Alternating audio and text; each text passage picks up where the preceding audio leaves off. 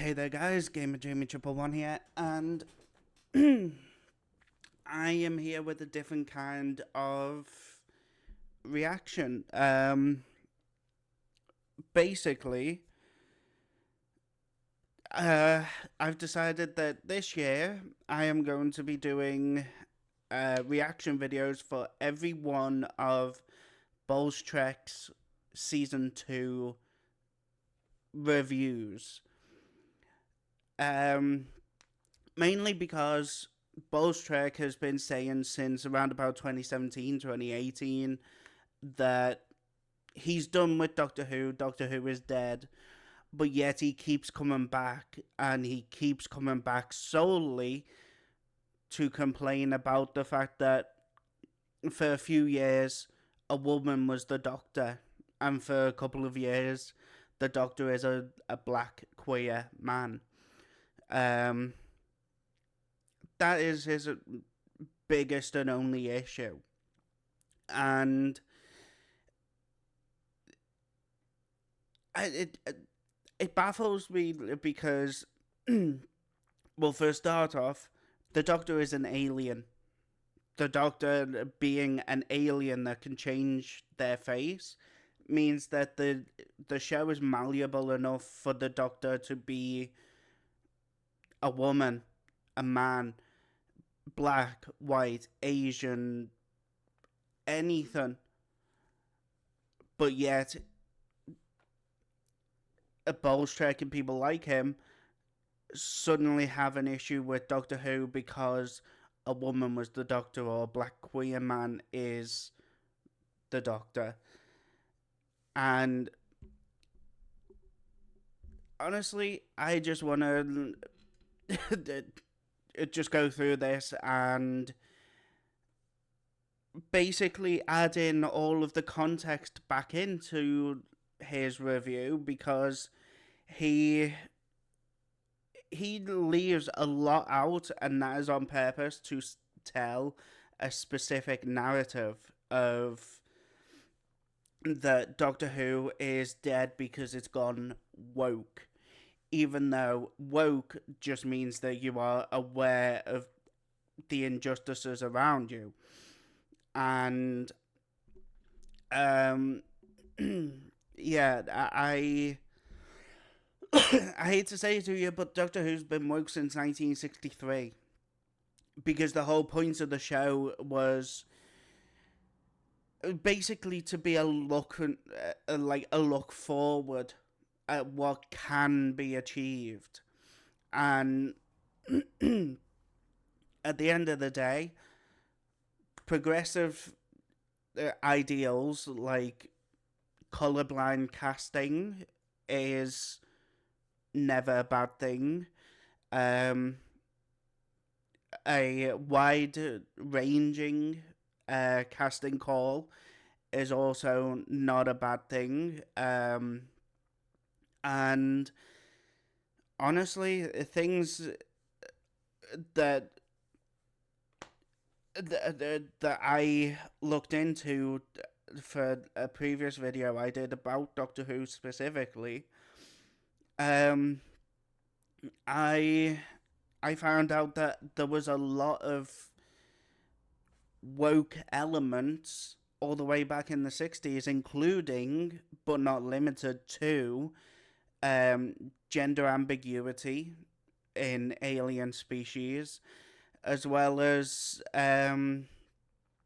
the fact that there was a black man cast as a, if I'm remembering it correctly, it was a couple of months ago now. But there was a black man cast as a spacefarer in the far future. I think it was, I forget the exact date, but I think it was in the 2100s. And basically, they cast a black man to be a spacefarer from that far in the future because of the fact that they knew that socialist ideals or progressive ideals were going to be the ones that make it through to the point that black men could be spacefarers at some point in the future, to the point that now we've got like women, people of color, women of color specifically. They've recently gone up in a Blue Origin like rocket of some kind. I don't know the full ideals. Uh, like uh, like um like the full context of all of that, because engineering and space engineering is not my forte. So I don't know all of that terminology. But to be at a point in in civilization where minority ethnicities are to the point of going to space, when it used to be solely white or white passing people, it shows that there is huge strides at all times in order to get people into that progressive area. Um, and the fact that the show in the 60s showed something that is only just happening in the 2020s, like it shows how far we can come and how far we still have yet to go. Um, but yeah, enough of that rambling, because I know I'm going to be rambling a lot in this video. But yeah, this is The Robot Revolution episode review, and I'm always going to put review in the quotation marks, because it's not a review, it's just 12 minutes of him screaming into his microphone about women and people of colour. So, I did watch the first 30 to 60 seconds, and he already called Belinda diversity hire number 6. Diversity hire number 6 happened when the 6th Doctor was cast, so you'll have to think again, Bowlestrek, because, yeah, every actor who has been the Doctor has been diversity in one way or another. I've already got a video on that, which I will put in the iBox up in the corner, wherever it is, and I'll even put it in the description box as well, because I did a lot of research for that video. You'll have to go and watch it to find out what makes each Doctor specifically, what diversity qualities each Doctor has. But yeah, every single Doctor has been diversity. Every single one. Even the straight white men. Anyway. 3, 2, 1. Here we go. If you've ever accidentally fallen through the floor of an outhouse and gotten to experience the wonders that lie beneath, then you get a pretty accurate picture of watching what will be examined in this video. RTD and his elitist group of ponces have outdone themselves yet again. If, like me, you find yourself wondering why this thing is around for yet another season of deviancy and all-around grossness, well... Okay. It's a whole lot of words that basically say nothing, but then he adds in deviancy with a picture of RTD up on the screen, which is heavily implying that RTD is the deviant, and deviancy for RTD, especially in charge of a family show like Doctor Who, it's heavily implying that the deviancy is being queer. Now, obviously, RTD himself is a gay man. Ncuti is a queer man. And the deviancy that is heavily implied is the sole fact that they are somewhere on the queer spectrum, and that is heavily um, backwards. Let's just say that. I'm really not looking forward to this series. Oh, let's just Well, go. this is Disney, but even Disney, if rumors are to be believed, seem to be done with this trash. Yes. Okay, there's no rumors that. Well, obviously, there's rumors that like they've cut ties with the BBC over Doctor Who. I don't think that's the case. I do think that they are coming to the negotiation table, um, but they might want something a little bit more to carry on the investment in the future. Um, I I think they might ask for the back catalogue, um, because obviously HBO Max, as it's currently known, the deal with them runs out very soon, and I don't know if they're going to renew the contract, or it might have already expired. I'm not sure, but I do think Disney is going to say, look, give us the rights for Doctor Who from 2005 onwards, and we'll renew it for seasons 3 and 4. And then when it comes around to it again, they might say, okay, for seasons 5 and 6, we want the full back catalogue. So that is everything from 1963 onwards. I do think that is a heavy possibility as to why um, there's been very little in terms of renewal. Like renewal, uh,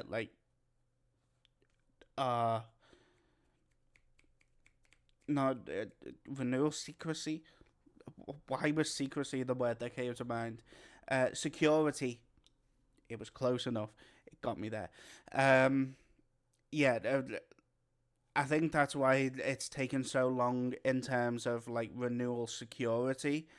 Um, I think Disney are going to come to the table and say, look, we'll give you the money for season 3 and 4, but in return, we want everything from 2005 onwards to give to everybody in the world. Like, we want worldwide redistribution rights for everything from series 1 onwards, and that is everything from 2005 onwards.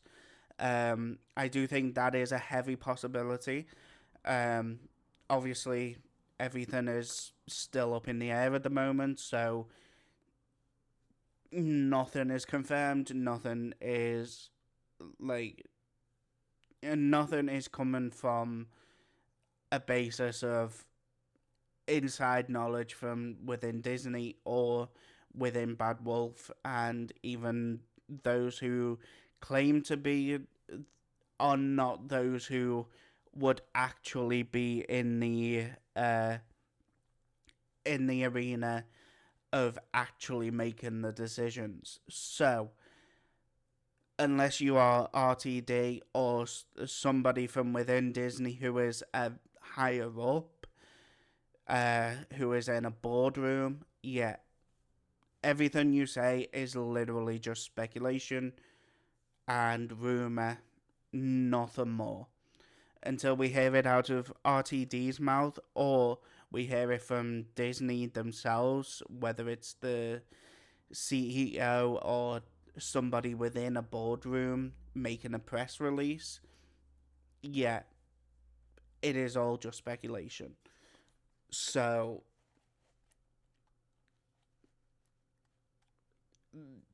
as far as I'm concerned, the BBC have already officially well, unofficially, officially renewed it through to at least 2028 by saying that they want to uh, not only budget for Doctor Who, but they want to increase the budget to Doctor Who. So that is um, basically they want to increase all of the budgets for episodes through to 2028, and Doctor Who and EastEnders are the two shows that are getting that increase in funding. So either way, there is going to be more Doctor Who. It's just whether it's going to have Disney backing it with a co-production. That is literally all they are waiting for right now. This is so bad, even Disney has had enough. Never before have we seen somebody so pathetically bitter at life and so hateful of everyone that isn't an elitist ponce, so obsessed with proving a point that doesn't bear any resemblance to current day reality that he has decided to destroy that thing he brought back 20 years ago. If you are... Okay, what? That was a whole bunch of words that basically said nothing. So obsessed with proving a point that doesn't bear any resemblance to current day reality that he has decided... He is writing them as a current day reality. Like, everything about the episodes that he's done since he came back were a commentary on the current day reality. Like, are you genuinely that stupid, Bowlestrek, that you don't understand that's how it works? Because I don't even know what to say to that. It's just genuine lunacy at this point. Decided to destroy that thing he brought back 20 years ago. If you... And arguably, he's not destroying it, he's reimagining it. Because arguably, season 1 was on par, like, writing wise, with series 1, and season 2, especially the first episode, is more on par with series 3 and 4, with heavy mixing of the both openers, because obviously you've got the hospital setting at the beginning, with a medical professional coming on board as the companion, taken from series 3, but you've got her being a little bit more feisty and a little bit more blunt, as with Donna in series 4. So it is very much in keeping with series 3 and 4 as to where like season 2 is currently coming from. Season 1 was very much in line with series 1 and 2. So it's You are a real Doctor Who fan. This dude hates you. Then we have Poser.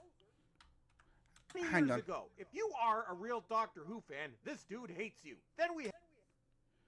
Okay, I am a real Doctor Who fan. I've been watching since 2005. I've watched every episode that I can. Obviously, because a lot of the first and second Doctor's episodes are missing. The only ones that I haven't seen are some of the longer serials from the Fourth Doctor's era, and some of the longer serials from the Third Doctor's era. They're the only two that I have not watched, and I'd say that I'm still a real Doctor Who fan because I have watched every single episode of Doctor Who that I can. It's just the longer episodes where it's like 10, 12 or more parts for a single story. That's when it gets to be a little bit too much for me. And the things like the war games in colour, that was amazing for me because it condensed it down. I didn't feel like I missed a single thing, but it condensed a 10 episode story down into around about 90 minutes.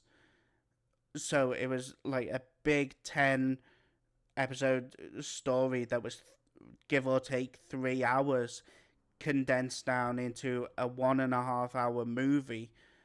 That is perfect for me. If all of the longer episode stories from the old like the old Doctor Who got condensed down into like a 90-minute movie, that'd be perfect for me because 90 minutes is sort of around the mark for a Doctor Who story that it starts to be like, okay, 90 minutes is kind of pushing it a little bit, yet it's very fillery. So if you've got anything from like 60 to 90 minutes, that is the perfect amount of time for a Doctor Who story. Obviously, some stories like do sort of take that out of contention because the End of Time two-parter, that was like, I think that was closer to if I remember rightly, around about 2 and a bit hours. But that was two parts, 2 hour long episodes on the two big days of the year, that being Christmas and New Year. So that is that is the rarity, not the norm. So yeah, I do think that 60 to 90 minutes is the perfect amount. Anyway, I forgot what my original point was. 20 years ago. If you are... Oh yeah, the real Doctor Who fan. But the fact that I can have these criticisms of like some of the stories were too long, and when they are condensed, they are so much better. And that is proof that we can have critiques whilst not coming onto the internet and going, "Oh well, the Doctor's a black man, the Doctor's a woman. It's all woke. It's all dead. It's dead. It's dead. Kill it." That is what a true anti-fan does. They are and have never been a fan of it. They've just only tolerated it when it has looked specifically like them. That being when it was a straight white man as the Doctor. And that is literally all it is. The fact that it is no longer a straight white man as the Doctor, that's when they have the issue. And even when David Tennant came back for the 3 specials in 2023, he had an issue with that because of David Tennant's outspoken trans support, especially in the time since the announcement happened that he was coming back for 3 specials. It wasn't known that it was 3 specials. At the time, it was working off it being just the one, like, bumper size special. But they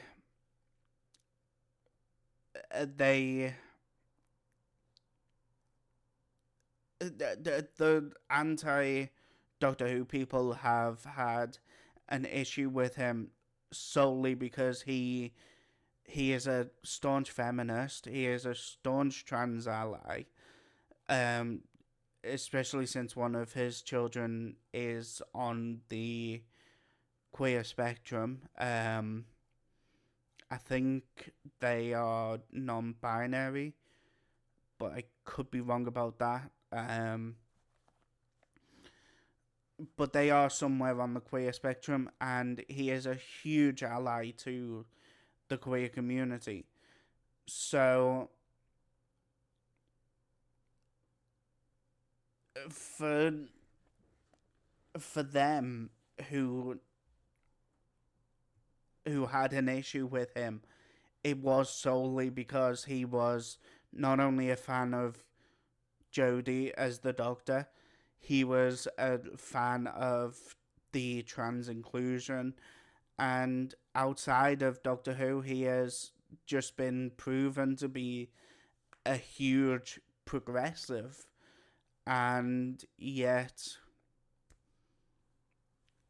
like, they tarnished his return, but in order to justify their tarnishing of his return, they've tarnished the original stuff that he did, because that was what allowed him to have the return, and because he has become more outspoken about, his frankly justified hatred of conservatives.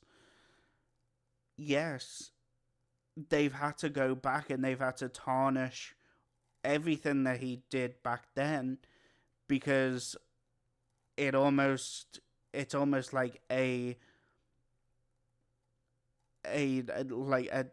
sense of betrayal, that back then he was okay and he wasn't politically whatever back then, but now he's super politically progressive, and all of the stuff that led him to the point that he is now is a betrayal, because he's not what they expected him to be, which is a regressive white male like they are.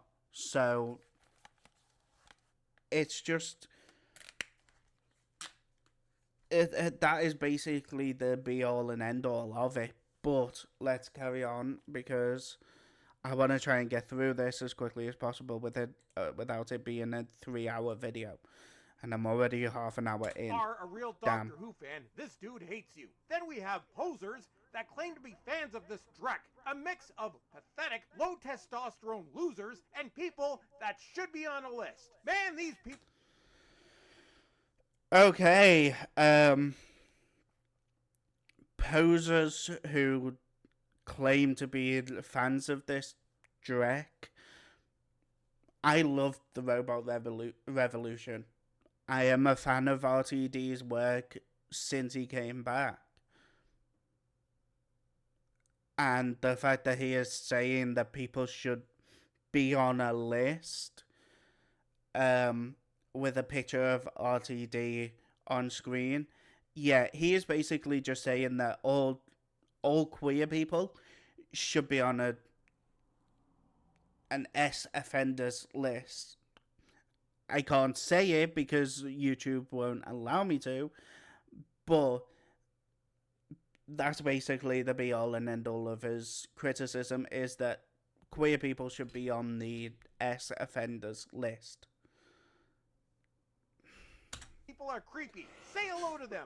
Usually not long before they show up in my comment section with their pick-me girl mentality, desperate for other degenerates to give them attention, only to be...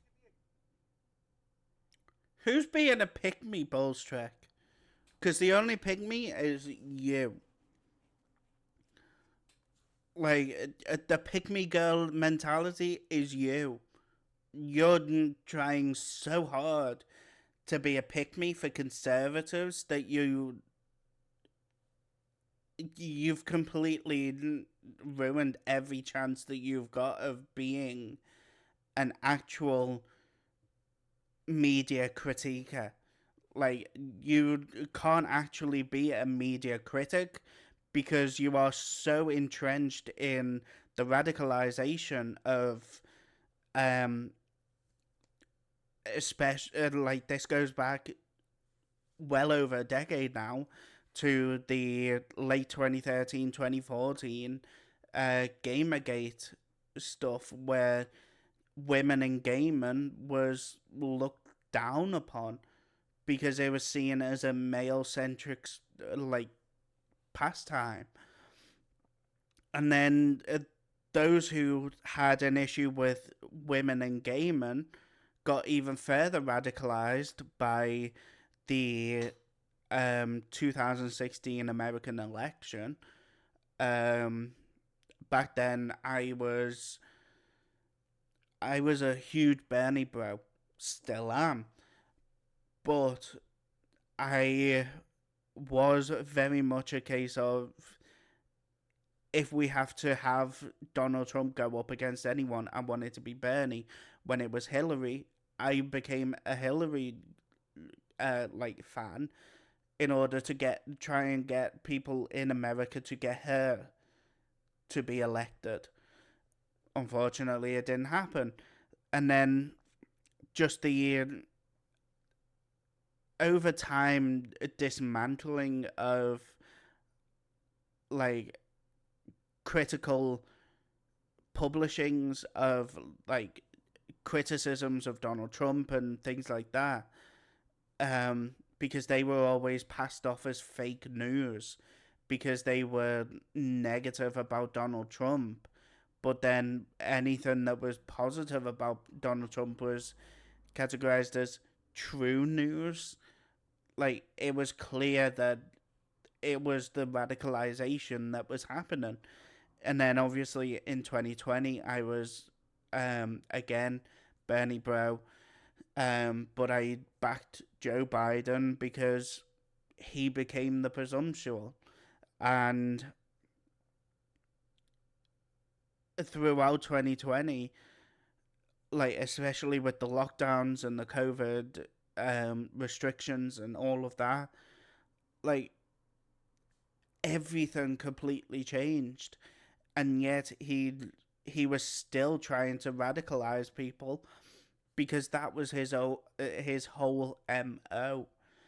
And then, obviously in 2024, I again was a Bernie bro, but I really got swept up with Kamala because, you know she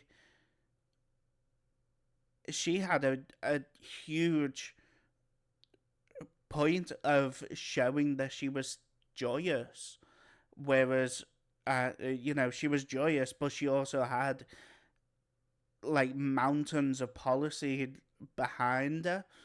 Like, so it was basically going to be a case of, once she gets into power, she was going to hit the ground running. Everything was prepared for her. Everything was um, ready to go.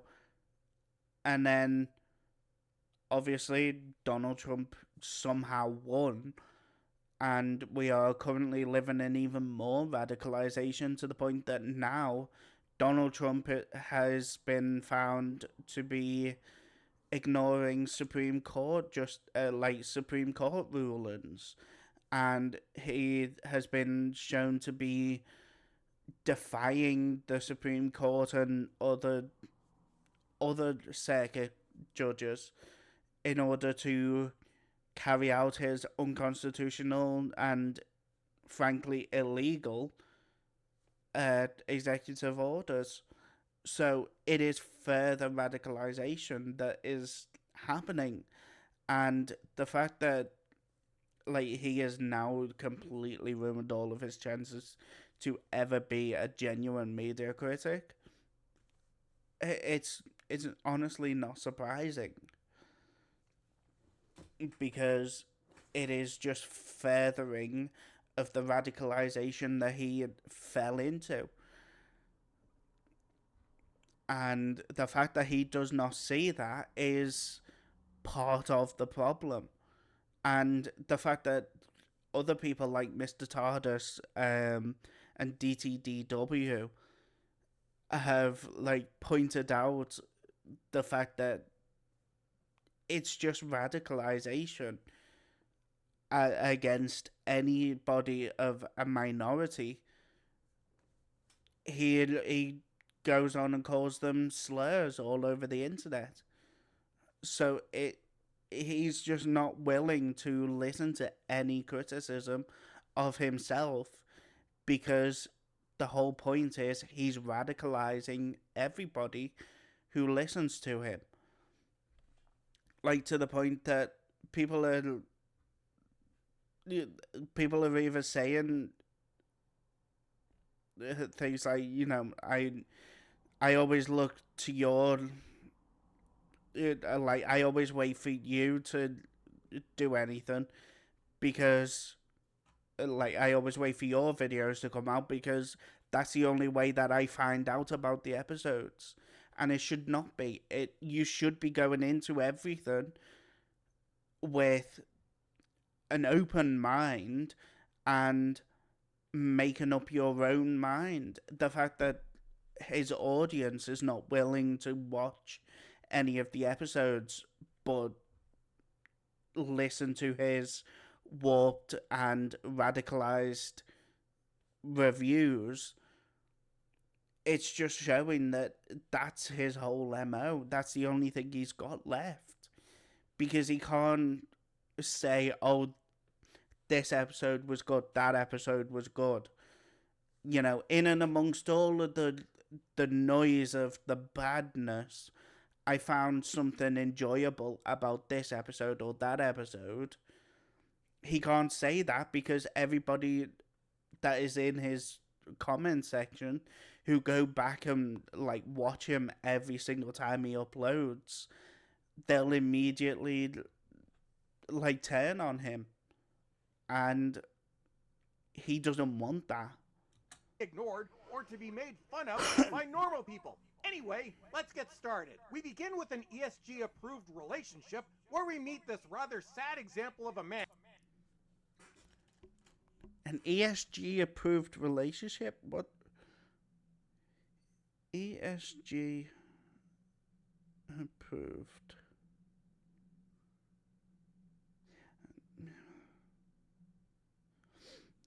Environmental, social, and governance. Credential. Okay, I don't know. I did not know what ESG meant. But an ESG approval is an ESG certification is a credential individuals can gain to demonstrate their knowledge of and use of environmental, social, and governance factors in institutional investment analysis. So basically, he's saying, because one of them is a person of colour, that being Belinda, and the other person is a white male, that makes them ESG approved. Yeah, what?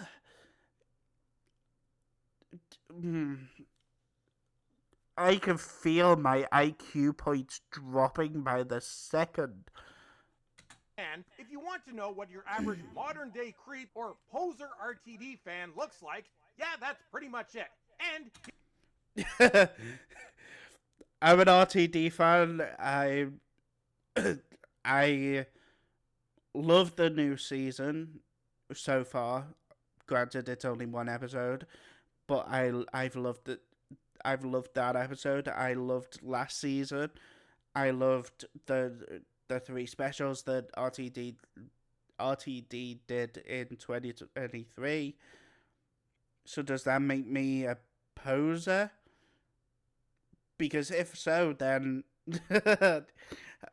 I am very proud to announce that no, I am not like him in the slightest. Because, yeah, I am not an incel. I don't need to say any more than that. But I am not an incel, and if I was, I would probably yeah, myself, because wow, what a boring and hateful life. like, Here's where we get introduced to diversity hire number 6. Like the complete this was where I got to. A minute and a half in. I thought it was the first 30 to 60 seconds. It was a couple of days ago. Leave me alone with thinking it was the first 30 seconds. It both felt like 30 seconds and 3 entire hours listening to his diatribe of that part. much it. And here's where we get introduced to diversity hire number 6. Like the complete loser he is, the pasty dude names a star after diversity hire number 6. Oh, dude, you are so getting dumped. You think a...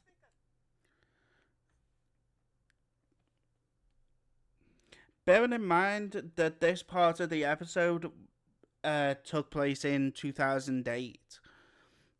In 2008, people getting star certificates and, like having like a constellation or a star or something named after you was at its height in 2008. Like, I still I think I've still got my certificate that I got um for getting into college to do psychology, and it was a space rock of some kind. Um, like I still have that certificate somewhere. I don't know where. But this space rock was named after me, and I got that in 2012, and I'd been wanting that since I started high school in 2006 or 7. Like, I'd wanted that for a number of years. So, and I'd been wanting this since it was at its height of popularity, which was 2005 to 2010. That was the height of its popularity. So, yes, this is in keeping with the reality of the time, like of at the time 2008, and how, yes, people at that time bought star certificates, rock certificates, like space rock certificates, where they had named that specific thing after you. So it's just fundamentally not knowing what the reality is. A star is going to satisfy diversity hire number 6's ego. Man, what a moron. Oh, and she's disappointed that it says miss because she isn't married, because marriage is one of the many ways these spoiled brats are apparently oppressed. She's... No.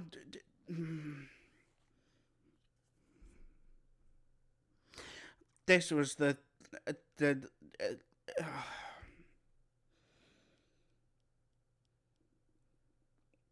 this was set out in the episode. She doesn't like to be called Miss Belinda Chandra because the Miss didn't it denounces it denotes a entitlement. Like, it's always a patriarchal system of it. You are a miss until you are married, then you are a missus, and the man is always a mister. And once you are a missus, the spelling of it goes to misters, MRS, which basically denotes that you are the property of your husband. That is why she doesn't like the fact that it's Miss Belinda Chandra, because she doesn't like that that the small four-letter word that denotes entitlement to a partner. Now, that obviously is just the entire point of her character is that she's very much against the patriarchal structures in society, but she is unfortunately a member of society, so she has to put up with a certain amount of it. And the fact that it is forever written on a star certificate as Miss Belinda Chandra instead of just Belinda Chandra, it it's almost like a disconnection between her and her in the future. It's a case of that is a patriarchal structure in society that means that she is and always will be a a property essentially of her father and then her husband, because that is the patriarchal structure that is in place. So that is the whole point of her character. Not going to marry you, dude. Then it's 17 years later, and our favorite sex pervert, Well, yeah, she's not going to marry him. She is 16 at the time. I don't know if it's if it's said on screen, but I think she was meant to be 15, 16, 17 at the time. So yes, she would not be getting married to a person at 15 to 17. That's just weird. Yes, she's not going to marry him at 16. Stupidity. not going to marry you, dude. Then it's 17 years later, and our favorite sex pervert has landed, and he is looking for new victims and diverse. Wow. Our favorite sex pervert has landed, and he's looking for new victims. That is just the queerphobia straight up and down.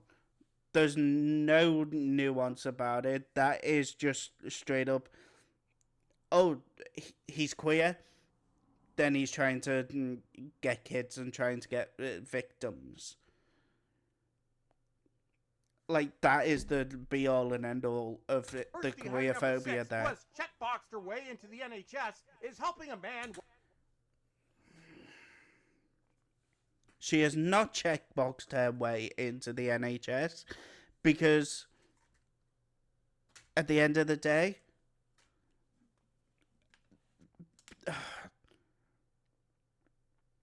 people have to have done a lot of work and a lot of education in order to be allowed to be anywhere near patients, especially in what looks to be an accident and emergency room.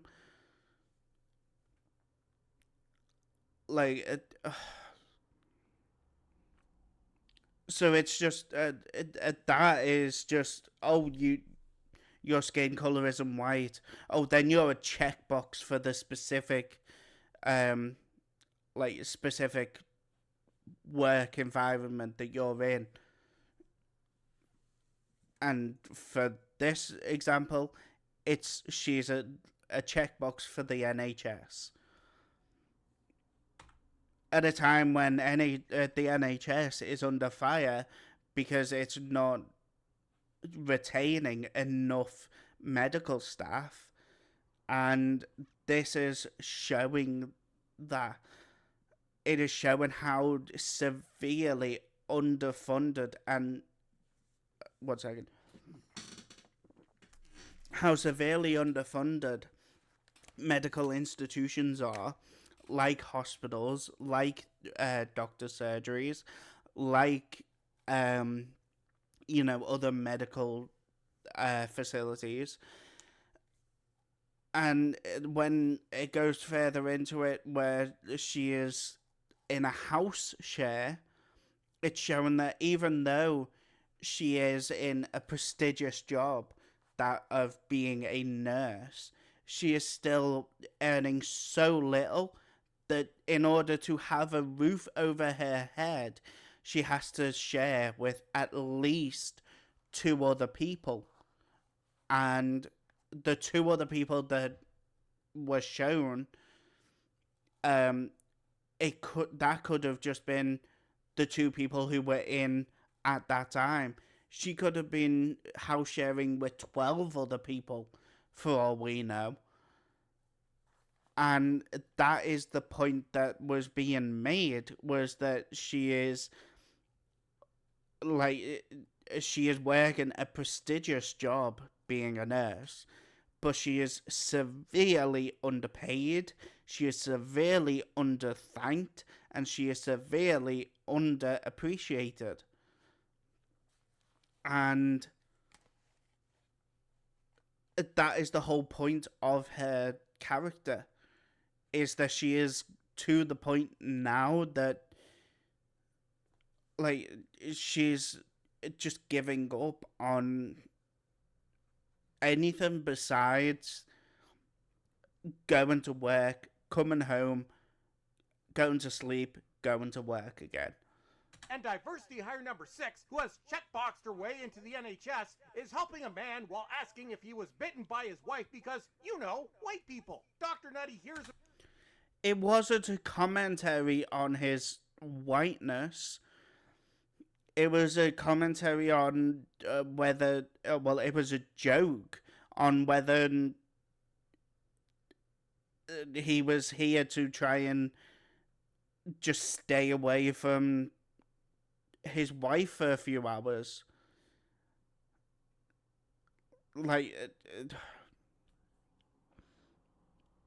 Because she starts it off by saying, "What bit you? Was it a dog, a cat, your wife?"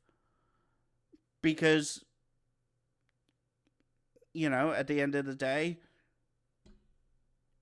it was meant to try and give her just a little bit of a laugh to while away the stressful hours that she's got as she's got working as a nurse. About the sex biting and becomes curious. Then he begins to prowl. White people. Dr. Nutty hears about the sex biting and becomes curious. Then he No. The whole point of that scene was that he just misses Belinda, as he did as David Tennant when he just misses Donna Noble. That is the parallel that they are trying to make. Begins to prowl the hallways like a total creep, looking for people to bang. Next he starts... He's not looking for people to bang. He's trying to find Belinda. He's already later on in the episode, he says that he is trying to find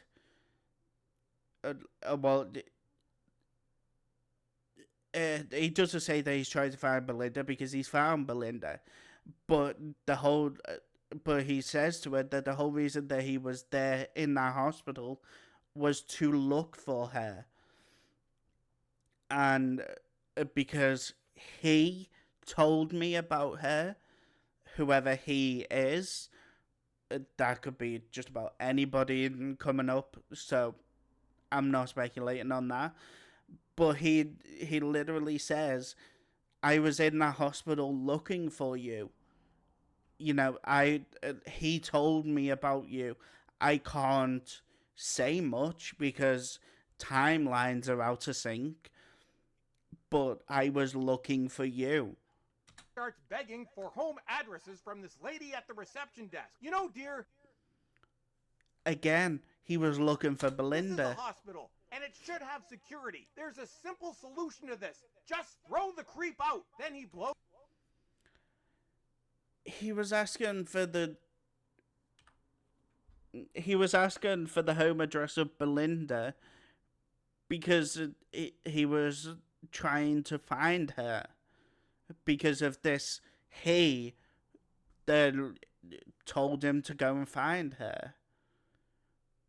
Like, it's not it's not creepy for him to be in a hospital saying, "Oh, is Belinda Chandra here? Is so and so here? Is this person here?" And for them to go, "Oh, well, have you got their home address? Because I need to speak to them."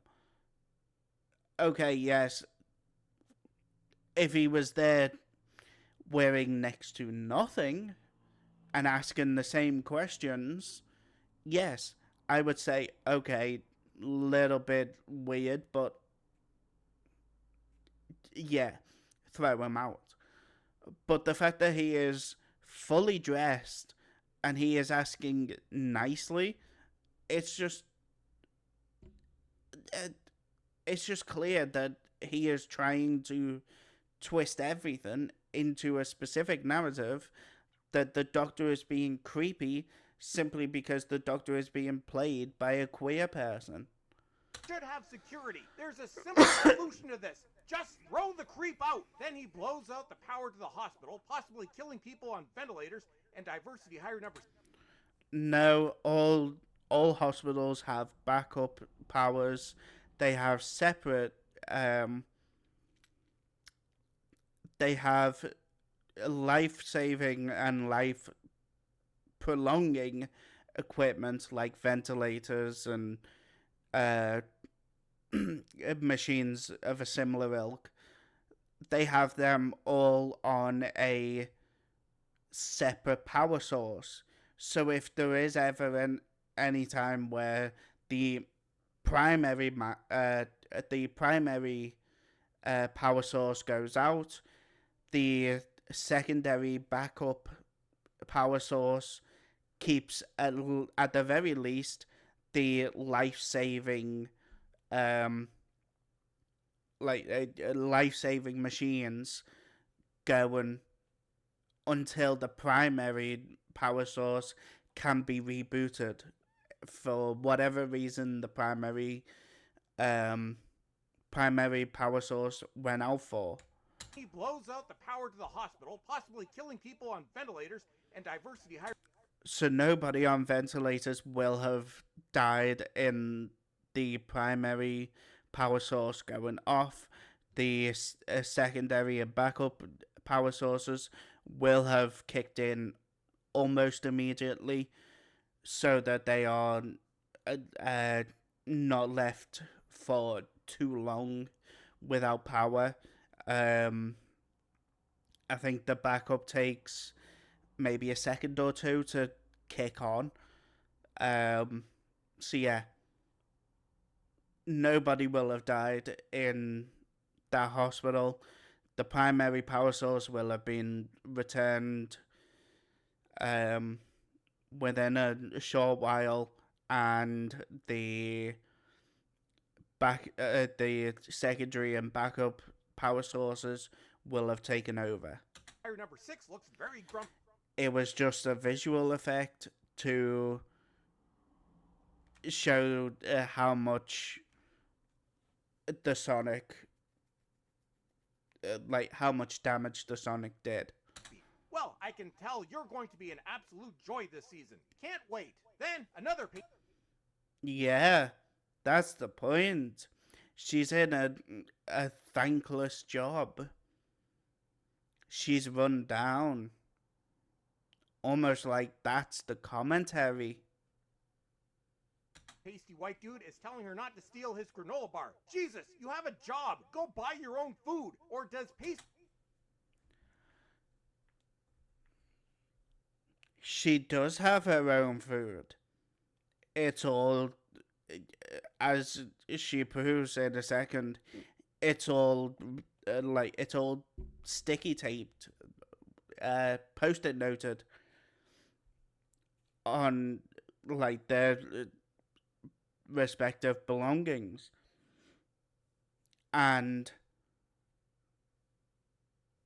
as happens when you share a house with multiple people, one person took another person's food and he assumed it was one person. That person blamed it on another, they blamed it on another, they blamed it on another. It happens. white dude owe you his granola as some form of reparation. Then a ship that looks... Okay, that's just pure projection about reparations.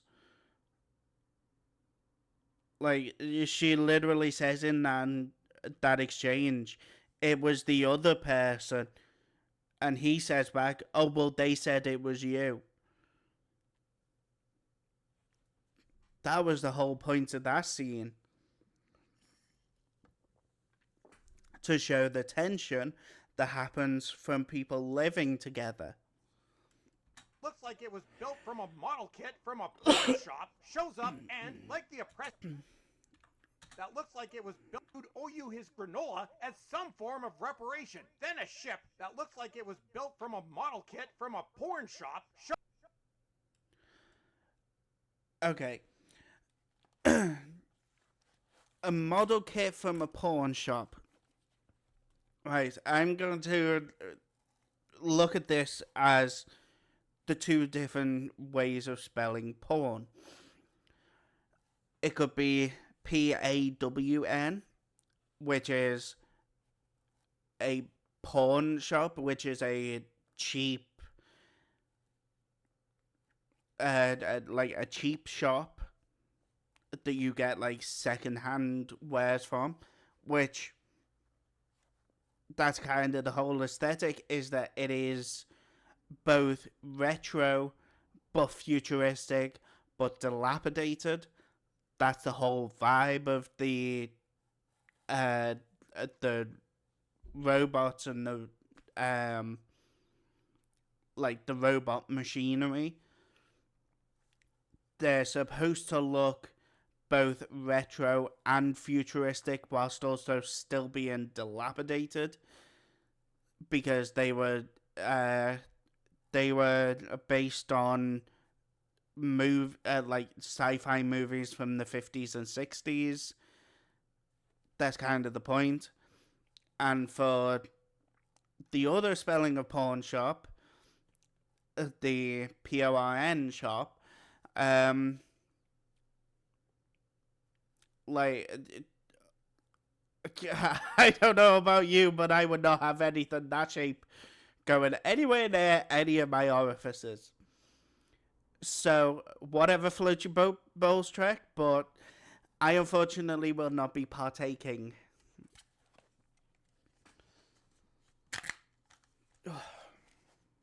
Shows up and, like the oppressed Karen she is, diversity hire number 6 is going to give it a piece of her mind. No such... No, oh my god. She is not an oppressed Karen. She's gone downstairs because people, like, something has just landed in her back garden. She was going to go down and go out and look at it because she wanted to know what it was. And then as she gets into the kitchen, the back door explodes off it. Like off the wall, because they've punched it through. So, yes, she gets frustrated at that and she shouts at them. Like, that's a natural reaction when anybody, like, pushes their way through, like, an exterior door. whether that's the front or the back door.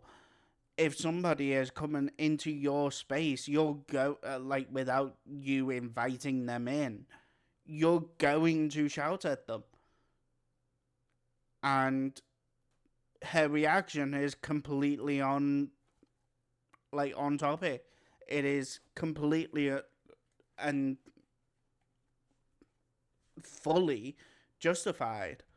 Much luck, though, as a bunch of costumes from the Spirit of Halloween store break through the cardboard trying to pretend it's a wall, as they are...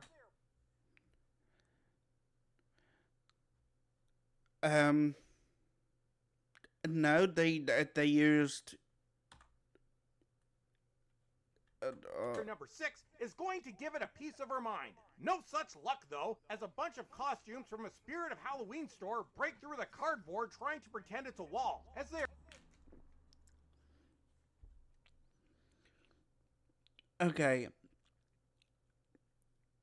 The production value is extremely high. But the whole point that they are they are making it look like it's a piece of cardboard is because that's to show the power level that the robots are. Like, they're about to laser diversity hire number 6 to death, and I get excited because maybe this means I won't have to listen to her for the next 8 weeks. I get to... No, you're just excited because she's not a white person. That's the real reason that you're excited, Bowlestrek. Disappointed as they decide to give her a reprieve. Then she Karen yells at them for making a mess and tells them that her landlord is not a nice man. No. Yes, because, it's almost like it's a commentary on the realities of younger people living in and around a metropolis like London, and how predatory landlords work. Dear, your landlord just wants his rent. It's called adult responsibility. Then... No, it's called predatory landlords, which her landlord looks like it could be, considering the fact that, well, she's sharing with a few other people, and one of them other people accuses her of stealing something as silly as food. Like, so there's no background checks that are being done. It's just lumping people together, and the people who are being lumped together are dealing with the consequences. That's predatory landlording. Then the Tate bots start referring to her as Your Majesty. Yelled adult... Then the what bots? Responsibility. Then the Tate bots start referring to her as... The Tate bots?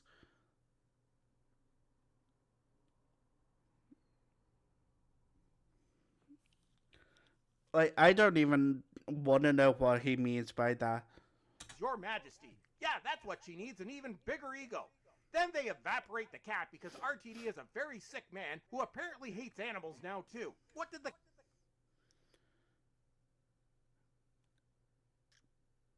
Okay, I agree with him on that point. Yeah, RTD, step down. You killed a cat. But no, like, I don't know how many times I have to say this, but that's the text of the story. Like, that is the commentary that is happening. And the fact that you think that she has an ego because she's standing up for herself, that just shows where your mind is as a whiny little bitch boy, because that's all you are. You are a whiny bitch because you think that women should be subservient to you. And when a woman stands up for herself, you take that as a personal slight. Says more about you than it does about her. The cat do, Russell? How did he oppress your spoiled elitist ass? It seems the tape bots do, Russell. How did he oppress your spoiled elitist ass? How did he oppress your spoiled elitist ass?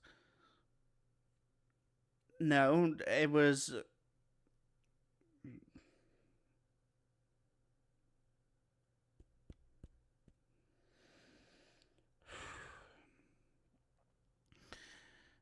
I am getting a migraine right now.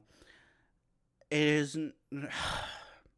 It was meant to as a joke throwaway about it. It was meant as a joke throwaway of murdering pussy. Something you will never do, Bowlestrek. But I'm glad that I've done multiple times. It's an adult joke, so that the adults who are watching with their children can have a laugh if they're smart enough to get it. The fact that you didn't get it, says a lot about you, Bowlestrek. It seems the tape bots came from her star and want her to be their queen. Must be nice to have absolutely everything handed to you in life with absolutely no work, as she is transported. You'd know about that, Bowlestrek, being a straight white cis male. To the USS phallic symbol because this is RTD after all. The old lady from last season shows up as RTD seems to be under the delusion that anybody actually cares what her mystery is. All we know is RTD killed her cat because he's an ass. Then No, they didn't kill. They didn't kill her kid, like her cat. It is a cat from somebody else in the street. Belinda actually says this. Do you know? I think her name was Lucy at like number 7 or number 3 or something. Can you tell them? Can you tell Lucy that her cat's gone somewhere? I forget the exact wording, but she says in the exchange with Mrs. Flood, tell the neighbour that their cat has gone somewhere else. Basically, tell them their cat is dead.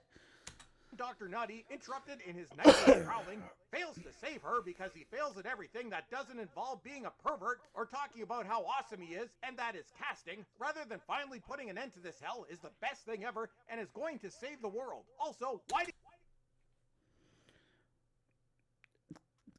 That is just a huge amount of projection. And honestly, at this point, Bowlestrek, should we be checking some of your devices? Because the fact that you are clinging on to calling Shooty a pervert, yeah, at this point it seems like a lot of projection. Should we be checking some of your devices, Bowlestrek? Because after I'm not even halfway through the video, and I'm already getting a lot of red flags that perhaps we should be checking some of your devices. So should we, Bowlestrek? Like, should we be checking your devices? Because it's just a whole lot of projection. And that is all this video is. It's just projection of his white fragility. And potentially some of the crimes that he has been committing being projected onto a queer person like Shooty. Because it's easy to blame the minority instead of looking in on yourself and having introspection. does he look like he's taking a dump on the lawn? Probably his latest fetish, as Mystery Lady runs off into... Yeah, it is definitely a projection at this point. Like, he is clearly... like, the reason that he uses still images is so that he can weave a very specific narrative. If he actually showed the clip, like, you could see that it was very much a case of the doctor tried to like tried to shout, and he's sort of knelt down, like knelt, squatted, sort of thing, down, put his hands on his legs because he's just finished shouting and he's just finished running. He's out of breath. He needs a second to catch his breath before he goes and runs again.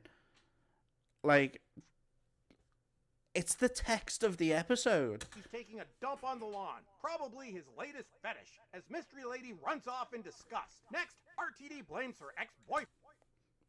And she didn't run off in disgust. She ran off because she's the mystery box for this season.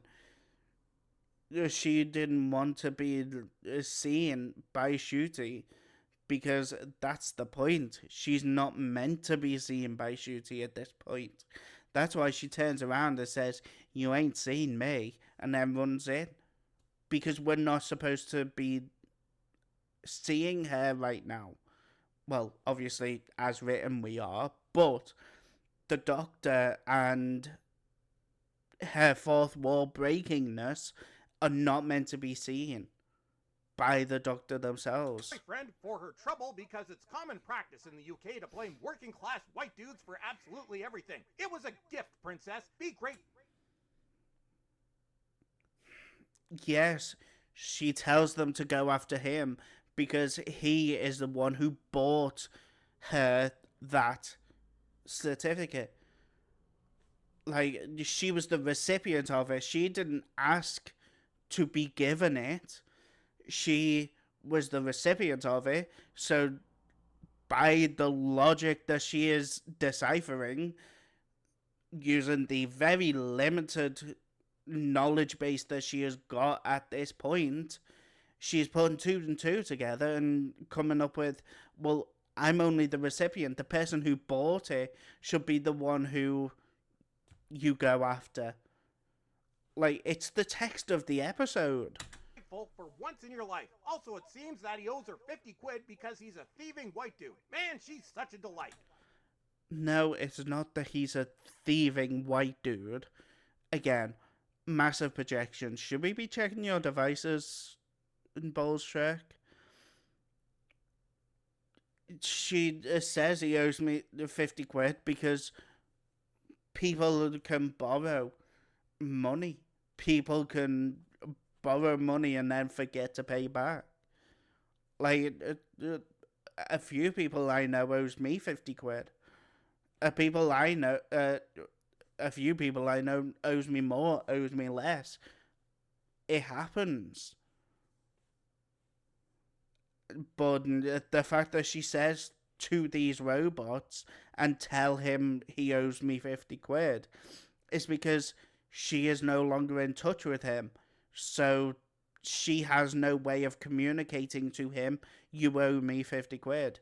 So she is using an indirect way of getting that money back if she can. Like, this is just the then it episode. Seems Dr. Nutty has roofied himself this time as everything starts to get wacky. Then we land and are greeted to 1985 level CGI, and I'm forced to ask myself once again where all the money went. I mean, I'm sorry, that does not look like 1985 level CGI.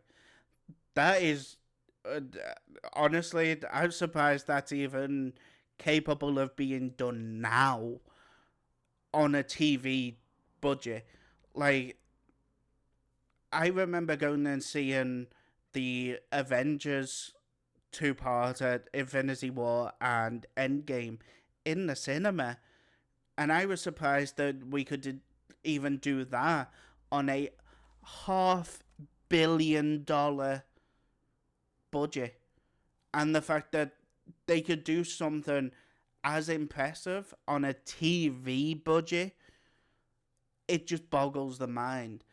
So the fact that you are trying to say that it's 1985 level like CGI is just categorically wrong. It's not even 2025 CGI. This is 2030s CGI. Like, this is 2030s big budget movies level of CGI, and it is being done on a television budget.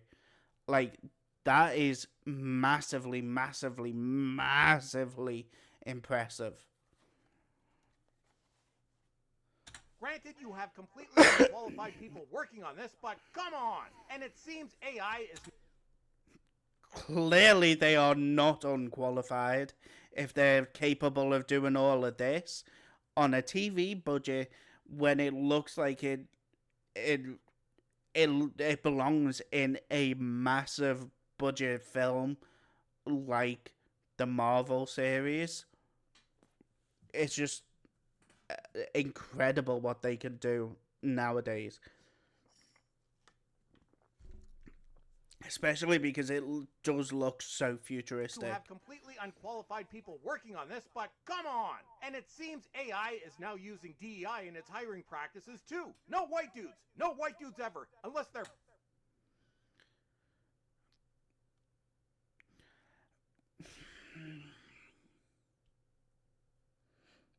She is just the greeter. She is just the. She just happens to be the first person that Belinda comes across on this planet because it's somebody who is similar enough looking to Belinda that it is not going to be as much of a severe shock to her system. That's why she is a person of color, specifically a woman of color. It's so to try and limit the amount of of shock that her body will have. Pasty granola eating, star naming losers. It seems the Tate bots start killing protesters. So I'm assuming this is based on the UK in a couple of years. Man, and I thought my country was bad. Oh,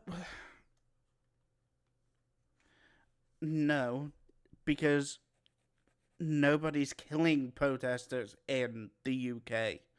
Nobody is to the point of killing protesters in the UK. And I know that Bowlestrek is Canadian, and even there, there is massive, um, massive restrictions, but nobody is killing protesters. Even at the only place that is America, and that is because of the radicalized people who were radicalized by Trump, killing protesters who are definitively anti-Trump. AI diversity lady starts begging for help. Well, boy, did you pick the wrong person. This is one of them times when you might want to pick somebody based on merit, but nope. These people would rather die than give somebody who's actually competent any credit. Well, best of luck.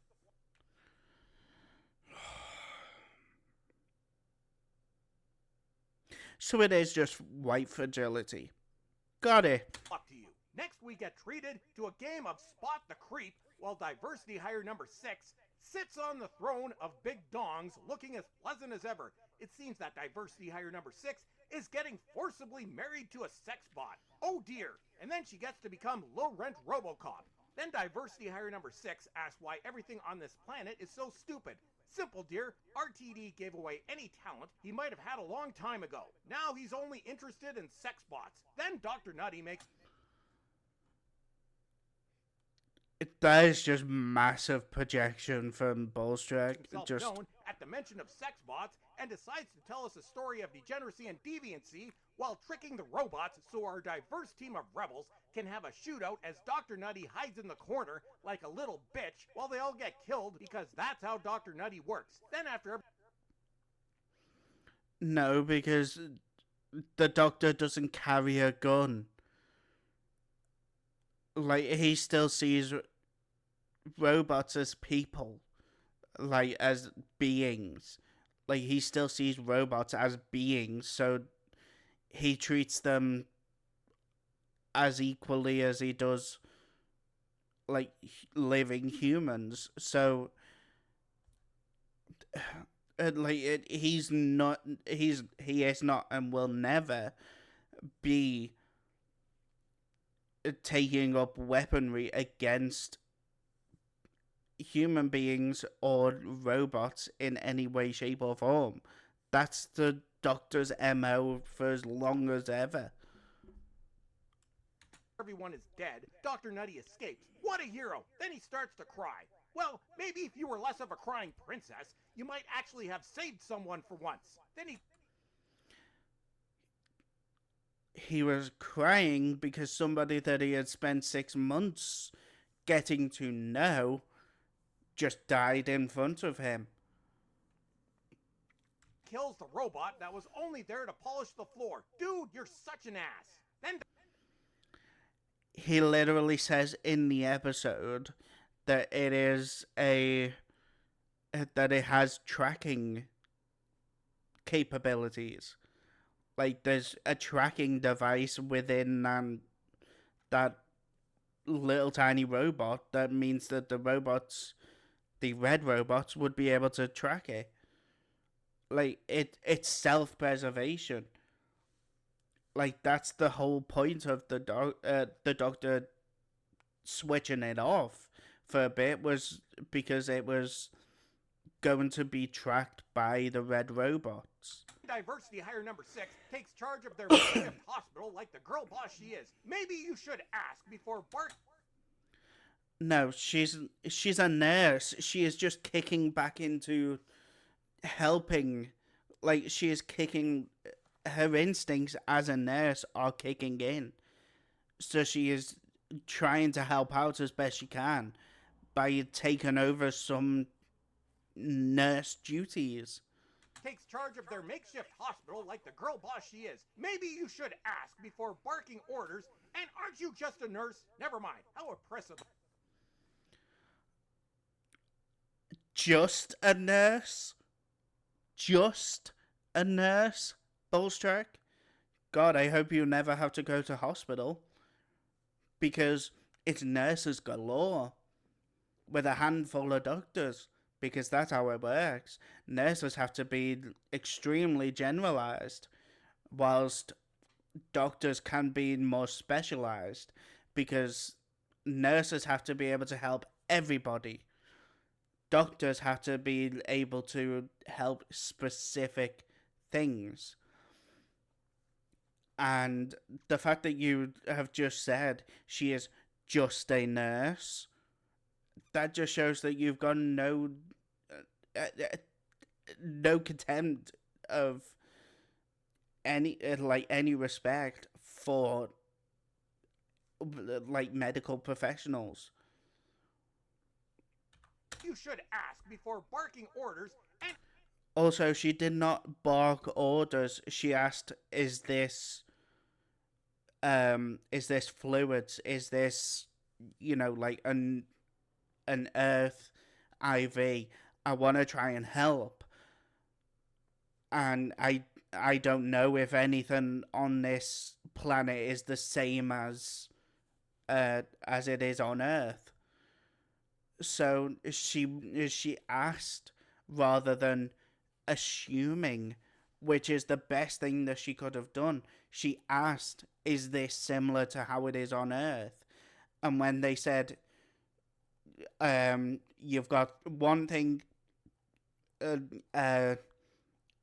you've got one type of thing, and then you've got another type of thing, but they are fluids, that's medication, that's this, that's that. She immediately took that on board and was like, okay, I've got to remember these alien medications and alien like alien words for what is similar to what we have on Earth. So she says it again, and then she goes and she starts looking through it, and she again asks the Doctor, is a shoulder on this planet the same as a shoulder on Earth?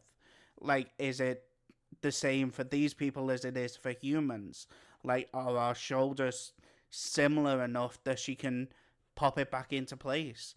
Like, her nurse instincts are kicking in because she is in a wartime hospital and she wants to help people while she's there because she feels like they would not have been injured if it wasn't for her.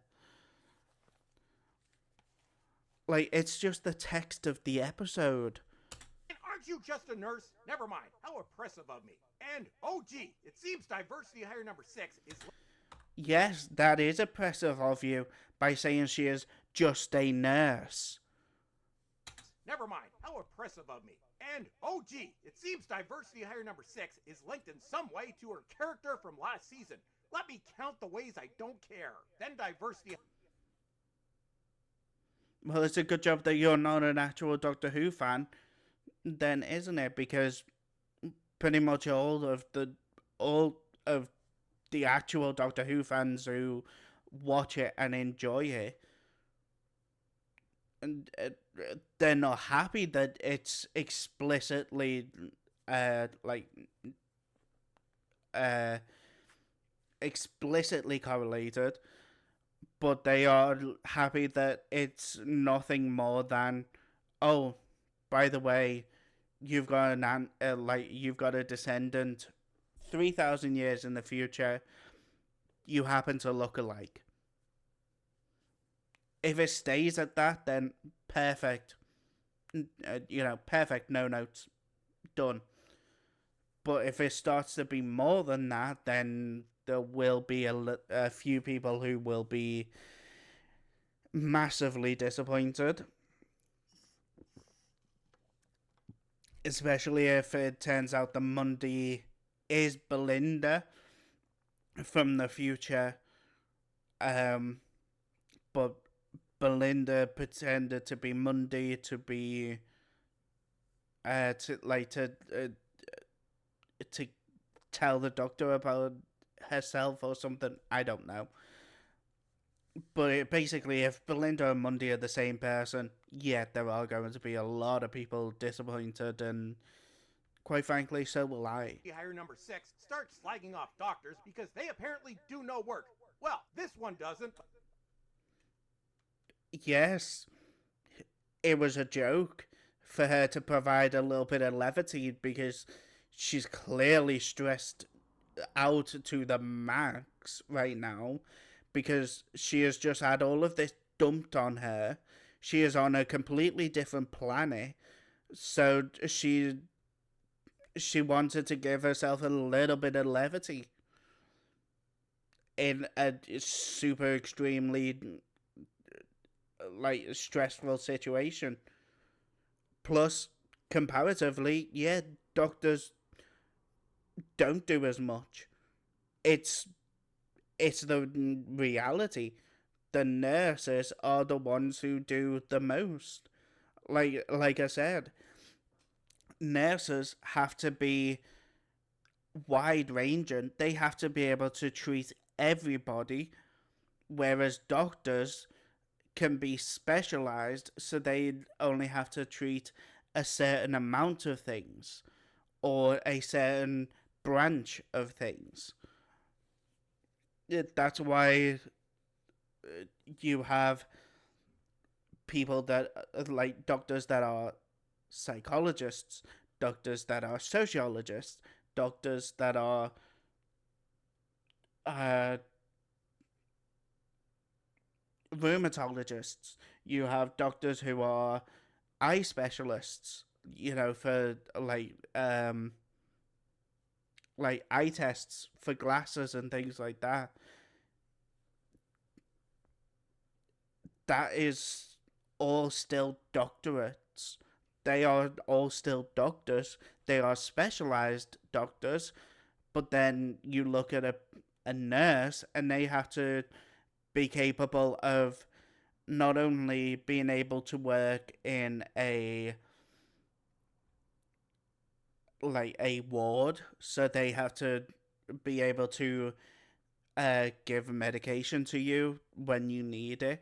They have to be capable of um, putting things like cannulas in, whether it's in your hand, in your arm, in your legs, wherever it has to be. But they also have to know how to um, work things like this, like the fluid bags and things like that. Um, but they also have to be capable of working in an emergency room at that heightened amount of um, just the heightened stress that comes from working in an A&E department or an emergency room or whatever. It is nurses who do categorically do the most. And even doctors will say, yeah, like we're doctors, but nurses still do the most job. Like they're still doing the most. So it's like, it just shows that you have no clue on the the medical professional to be able to make these Character like from last season. Let me count the ways these anti-medical don't jokes. care. Then diversity hire number 6 starts slagging off doctors because they apparently do no work. Well, this one doesn't, but as for human doctors, dear, they put in what is called work. And some of them have even earned their positions. Some Wow, he just said it. Never mind. Yes, doctors need to have doctorates in order to be a medical doctor. But at the end of the day, nurses are the ones who are doing the most work. Nurses are the ones who are at the hospital sometimes for well over 24 hours. I mean, there are surgeons who are doctors and they've done surgeries for like 26, 28 hours, something like that. But it's the nurses that were around them that not only had to um, start all of the preparation like an hour or two before the surgeon, turned up, but they also have to do all of the stuff around it, uh, uh, like in terms of making sure that the patient doesn't pass away, make sure that the patient doesn't accidentally get overdosed, make sure that the patient doesn't again wake up, um, whilst they're in the middle of being surgical, like having a surgery. But they also have to do all of that as well as make sure that the equipment is sufficiently sterilized. Make sure that the environment, that being the floor, the walls, the operating theater, everything is also sterilized. But then there is also the fact that once the surgery is finished, they can't just conk out at the same time as the doctor. They have to not only bring the patient round, which can be a little bit of time, but they also have to sign off handing over the patient to the next set of people who are going to be looking after them, which are nurses. But they also have to fill in the report of what they had to do, uh, and then they have to give it to the doctor for the doctor to finish their side of it, and then they have to submit that report. Um, and a lot of the time, they're not allowed to go home until they've had until they've been signed off on all of their reports for that surgery. And if that surgery is 24 plus hours long, that means that they are there for 1 to 2 hours before the surgery, the 24 hours of the surgery, the post surgery come round, all of that, and then they have to write a report, which they have to condense 24 hours down into a small box in order to basically keep like a full track record of it. And then they have to submit that report to the doctor. They have to submit it to their higher ups, and then they can be dismissed. And that report can take anything from an hour all the way up to another like 4 or 5 hours. So all in, they'll have been in that surgery, in that hospital for at the very least 29 hours if everything is on the wider end of estimates. 29 hours, whereas the doctor came in, assuming it's a specialist surgeon, that doctor goes in maybe half an hour before the surgery just to get the rundown. Then they're there for the 24 hours, but then they don't have to fill out the report immediately. They can go home. A lot of the time they crash out for a few minutes because they are in this super high stress environment. So they have to let their body relax for a few minutes, and then they go home. And then they go to sleep for however long they need to sleep, and then they wake up and then they go and do the report. The nurses don't have that luxury. So that is why nurses categorically do the most work. And the fact that you are that dismissive of nurses, it shows that you are only looking at the title of doctor as being more than, when it's not. It's actually less than, for the most part.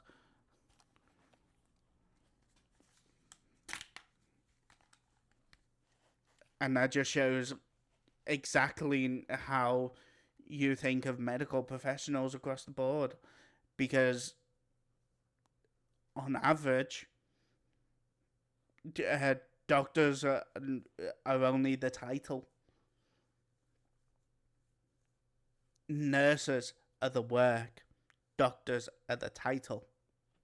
Thing you will never know. Then diversity hire number 6 tells Dr. Nutty he can call her the nurse. There you go, but no, dear, you will always be diversity hire number. Yes, it's a joke on the fact that he is just called the doctor, not Dr. John Smith or something. He can call her the nurse. Again, more levity in a very high stress environment. There you go, but no, dear, you will always be diversity hire number 6. And that's because you refuse to see anything besides her skin color. Then Dr. Nutty starts showing off his 2 hearts, better than the other thing he was planning to show off, while somewhat jolly. Okay, that was pure projection from you. Because he the doctor would never show that off on screen. No doctor would ever show that off on screen.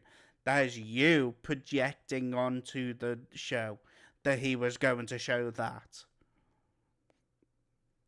He was showing the 2 hearts thing because whilst the person that she initially saw had a very human-like structure inside of organs and like bone structure and all of that. He was showing that not all aliens look the same on the inside as we do on the outside, because we all look like humans, but this alien has something, um I forget what it's called, but basically they don't have a pancreas or something, or they have a second pancreas instead of a liver and a kidney. I forget which. Um, Whereas her as Belinda, she would have the liver, the kidney, the pancreas, all of that. But he happens to have two hearts. So it's showing that whilst we all look human, we have certain things about us that are different. Seemingly having forgotten that he just got everybody killed, including his bestest friend ever. Well, makes sense. Apathy is not very high in the list of concerns for RTD and the elitist Ponces. It seems. Again, it was just the text of the moment. As I just said, it was him showing that we all look like humans, but we have stuff in like on the inside that are different. That Dr. Nutty has come here because diversity hire number 6 is special. Yeah, we know, because that didn't get old 5 years ago. Such a bubble these people live in. Such a bubble indeed. Then she gets. Hang on, what happened 5 years ago? The only thing that happened 5 years ago was COVID happened. Like, what? 5 years ago. Such a bubble these people live in. Such a bubble indeed. Then she gets creeped out when she learns that Dr. Nutty has been stalking her. He creeps out everyone, dear. Best just to go with it. Dr. Nutty has been with the Tate bots for 6 months, and they impounded his bang palace, also known as the TARDIS, because he kept luring people into it. Next time. Okay, this is just massive projection. Massive projection. Because it's not the Bang Palace, it's his spaceship.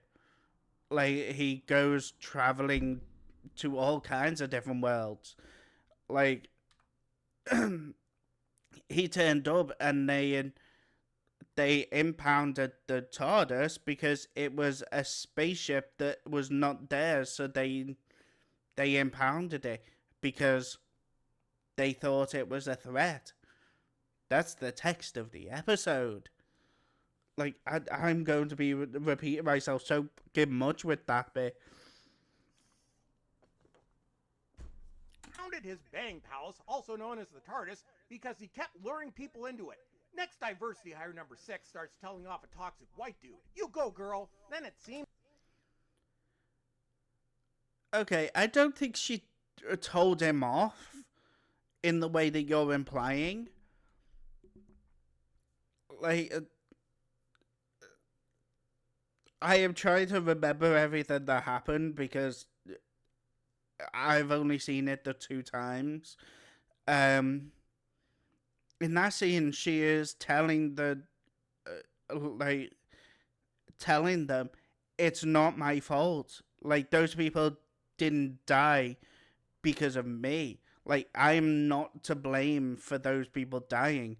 I never asked to be here. I never wanted to come here. I never wanted to be on this planet. It is not my fault. But she's saying that more as a way to convince herself more than convincing them, because she still has that niggling feeling in the back of her mind that is, no, but it is my fault. That's why she got involved. Like, that's why her nurse instincts kicked in so quickly, is because she still feels like it is, to a degree, her fault. They died in her name. Like, they died for her. It's just, oh my god, this man is so stupid. seems that Dr. Nutty wants to bang the toxic white dude. Then we go on about time paradox. Then Hang it on, seems what? that Dr. Nutty wants to bang the toxic white dude. Then we go on about... Who the... okay, nobody ever said that in the episode. Bowlestrek, what are you fantasizing about? Like, ew. Time paradox, diversity hire number 6's unearned star diploma, and I just want this all to be over. Then diversity hire number 6's unearned star diploma. Then we go on about time paradoxes, diversity hire number 6's unearned star diploma. Unearned star diploma? That's the star certificate she was given at the beginning of the episode, you moron. Like, I've got 4 minutes left. I am going to pause it here. I'm going to go and have a couple of tablets just to try and stop my head from pounding so much. So I will be back in 1 second. And I am back. It's been about 5 or 10 minutes. I've taken a set of tablets. My headache is starting to go. So what I'm going to do is I'm going to just try and speed run the last little bit of this video because I genuinely feel that I am just going to end up in some sort of psychosis if I don't, because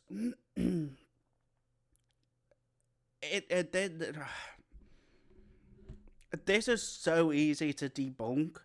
Like, all of his talking points are so easy to debunk that I've spent nearly 2 hours doing this. And I almost wish I hadn't, but that's the world that we live in, unfortunately. So I am going to just finish off this video, and then next week I am not going to be doing this for anywhere near as long. This first one is just because of the fact that I am doing this so newly. Like, this is a new thing for my channel. I usually don't do responses. This is my second response, I think. But yeah, it just he only ever sees their skin colors, and that's it. Like, he never looks at anything else except, are they brown, are they black? If they are, diversity higher. Doesn't matter if, they beat out 1,000 people because they were better than the 1,000 people. No, diversity higher. They were hired because of their skin color, because that's the only thing that I notice. Even though, like, categorically, Shooty was literally hired because he was the best person for the job. Like, somebody else had this job, and then Shooty came in and was like, I'm better, give it to me. And proved it, and, well, he's now the Doctor.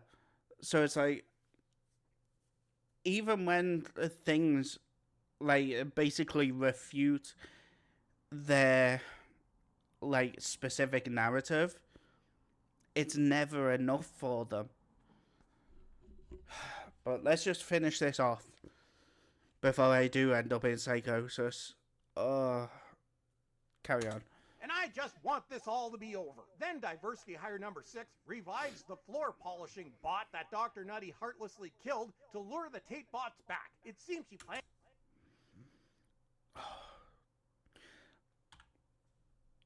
That's the point of the episode. She feels guilty that all of these people died in her name because she is starting to add everything together and is like, yes, they died in my name. Like, they died for me. I am responsible for these people dying. Therefore, she goes and she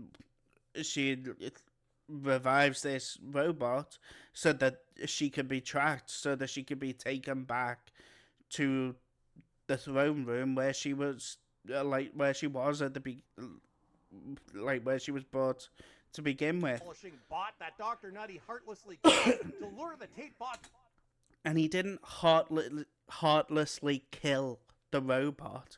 He turned it off. Like, that is just self-preservation when something with a tracking capability is following you. Back. It seems she plans to. Like this. Yes, my phone. Right in my hand. That's got tracking capabilities. If I didn't want to be tracked, like, say for example, I went to a protest, which this is highly advised. If I went to a protest, I'd turn this off. That didn't mean I killed it. That just meant I turned it off so that the tracking capabilities that are inside this device are no longer working. So then my location cannot be tracked through this. It's the same thing as this robot, this floor polishing robot. All he did was turn it off, and it ceased all of the tracking capabilities that this robot had in it. And it's the exact same thing as turning your phone off when you go into a protest, or when you're going somewhere that you know that having something tracking your location is a bad thing. So yes, like, just because I turned my phone off to go to a protest does not mean that I killed my phone. Like, heartlessly killed my phone. It's just I turned it off so that it could not be tracked because of the self-preservation that I have for myself. Whether that's self-preserving my self-preservation for me being I can't think of anything right now. My head is so fried. But that self-preservation, whether it's to keep me from from prison, or if I think somebody is following me, and I turn off my phone in order to to stop people from following me, who if I think they're following me because they've gotten location data from my phone, yes, that is not me killing my phone. That is me turning off tracking capabilities to self-preserve me. Like, that is the whole point of him turning off this robot. And she turned it back on because she needed to be tracked so that she could try and take responsibility for all of the people who were killed in her name. Sacrifice herself to save people. Makes sense. It's not like Dr. Nutty has ever saved anybody. Then Dr. Nutty has a very Shooty's literally saved a whole bunch of people. Like, an entire universe of people. Like, Dr. Nutty plan and decides that he can marry the sex bot instead. It's at this point that even the sex bot gets creeped out. Maybe that's a strategy. Just be creepy. Since when did he say that he was going to marry the at the time they thought it was the AI generator, but the OWL generator. Like, since when?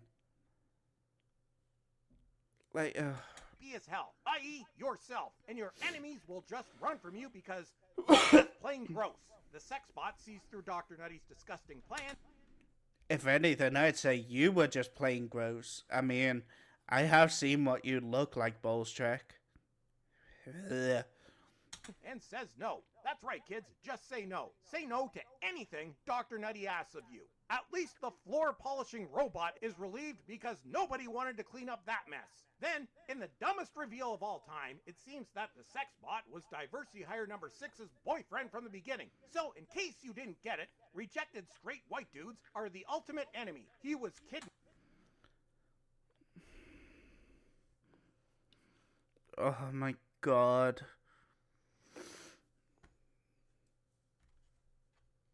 Just massive projection onto the show with that one. I don't even want to touch that with a 10-foot barge pole. Ew. Kidnapped by the tape bots in the middle of having a wank, and then became the grand leader.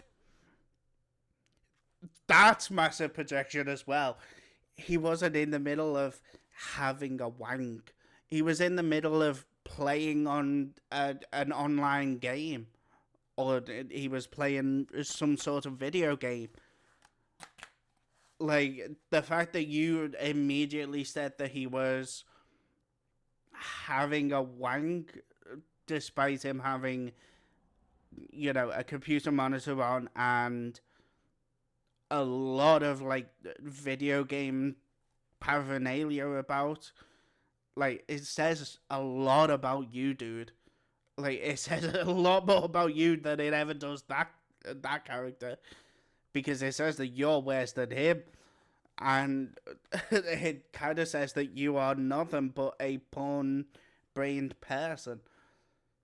Like, if you think a person playing video games is him having a wank, like, that's you, dude. Not him. Certainly not us. You. Leader of the pasty white dudes. Although this really is diversity hire number 6's fault because she's the one that told the tape bots to get him. Man, that poor bastard. This is why it ain't worth dating anymore, kids. The lesson here is that when white dudes are given power, they do evil, which really clashes with what we're seeing in the UK right now. More, if you're a self-obsessed, upper-class ponce and get into a position of power, then yes, evil prevails. But He says this unironically whilst Donald Trump is literally the president of the United States, and he has crashed that economy so hard that, you know, that ancestral, like, rivalries between China, Japan, and Korea have been put down, put away, and they're coalescing in order to basically say to Trump, you are so much worse than our rivalry. Our multi-thousands of years long rivalry is nothing in comparison to how dangerous you as a president is. And he says the white dudes don't do evil. Vladimir Putin, Benjamin Netanyahu, Donald Trump, Joe Biden. Like, that's 4 white dudes that are either actively or are like overseeing genocides of one kind or another. Donald Trump and Joe Biden are were participating by sending sending bombs to Israel and Ukraine because they want to Israel is currently genociding the Palestinians. Yes, that is always true. Um, and obviously, Russia is currently attacking Ukraine, and Ukraine has to defend itself. And those two direct comparisons is exactly why Vladimir Putin and Benjamin Netanyahu are actively taking part and actively doing genocidal intentions, because they want the areas that they are not entitled to for themselves and their own nation, that being Palestine and Ukraine. They want it to be part of their their territories, but it's not. So, the fact that I can name off four immediately, and that's before I ever get anywhere near people like Boris Johnson, David Cameron, Keir Starmer. Well, I was going to say Rishi Sunak, but then I remembered he's South Asian, but he's still a man. He's still straight. That is the point. The the minority in a seat of power can be just as bad as the oppressive powers of the ultimate majority, which is cis, straight, white men. They are the ultimate, the ultimate seat of power, because they've never been oppressed a single day in their lives. But minorities who gain power to be of a similar power level can be and are just as bad, if not worse. And the fact that if you add rich onto it, it's 1,000 times worse. So,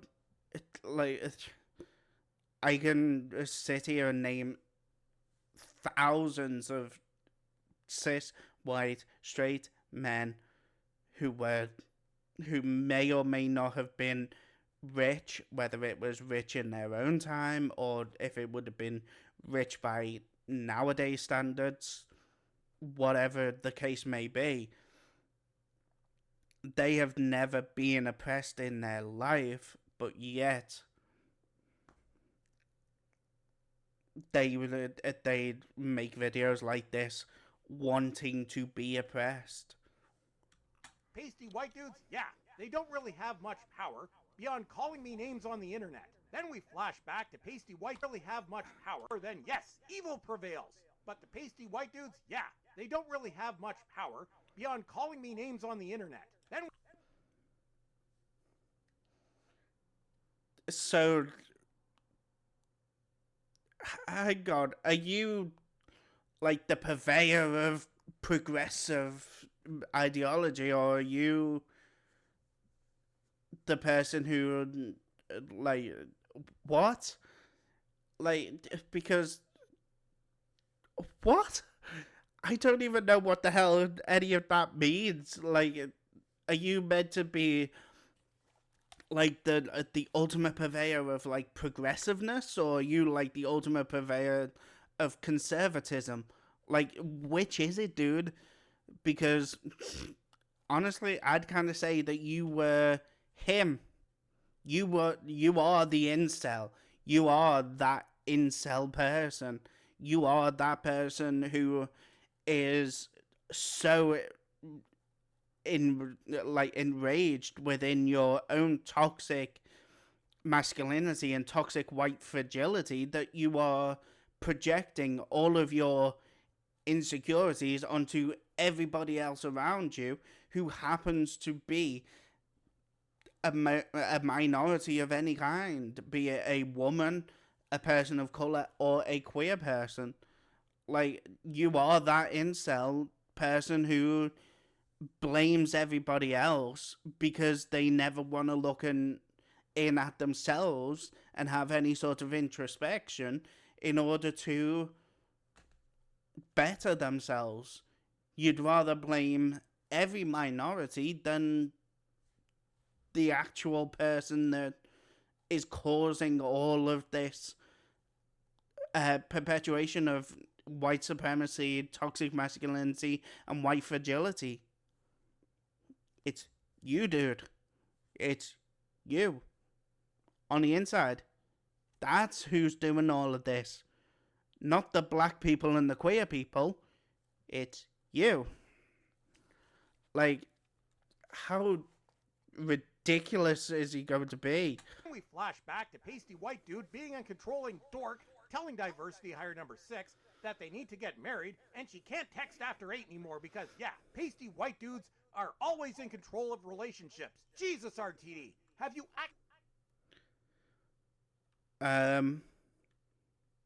It's almost like coercive control is the point.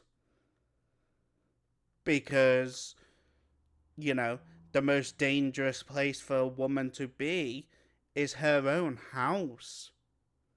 Home turf.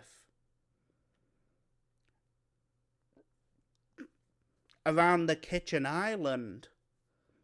That's the most dangerous place for a woman to ever exist, is inside of her own home. Because coercive control from abusive partners of any kind, be it a person of colour, man, woman, whoever their partner is, that's the point. Coercive control can happen from just about anybody, and coercive control is the point. Like, that's literally the whole point of the episode.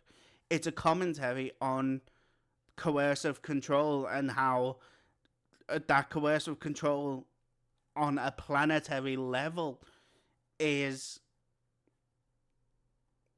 like extremely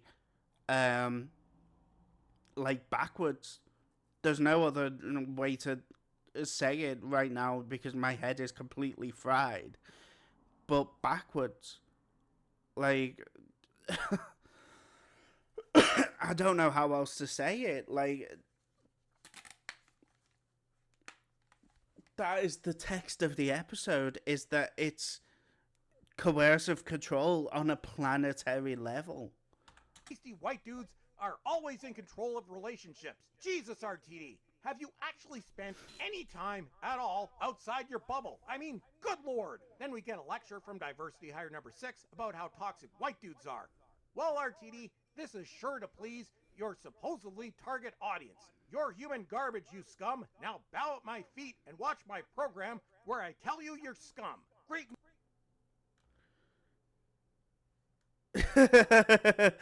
Okay, he categorically has not said anything that is not true. Like, coercive control and coercive control from incels specifically is bad. Like, I didn't know I had to say that in the year of our Lord 2025. That having coercive control over your partner is a bad thing. It's not good. It's bad. Do you get that, Bowlestrek? It's bad.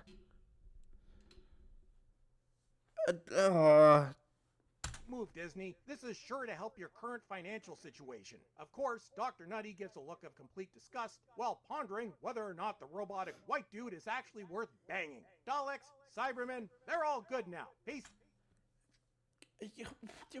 What?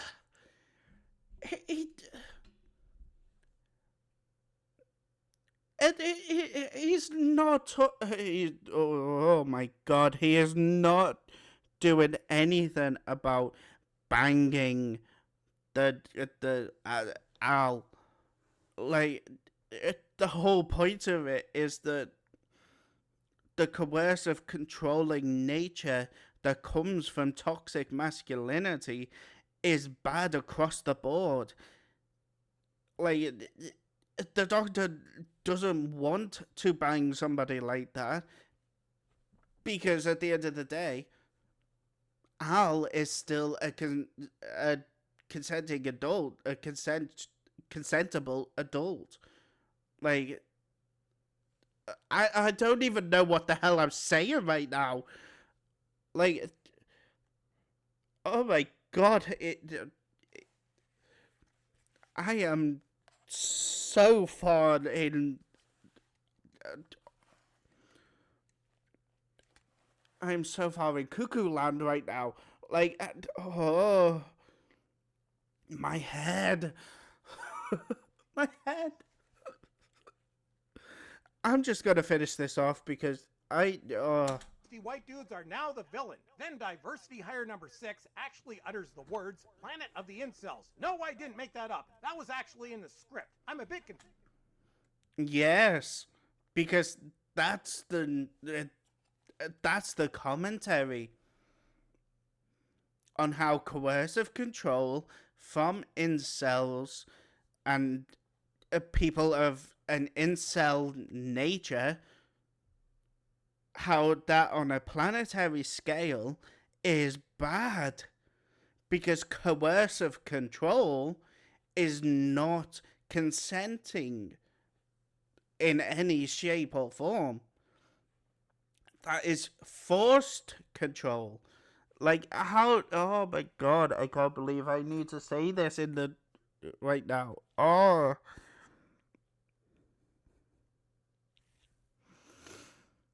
I am going insane.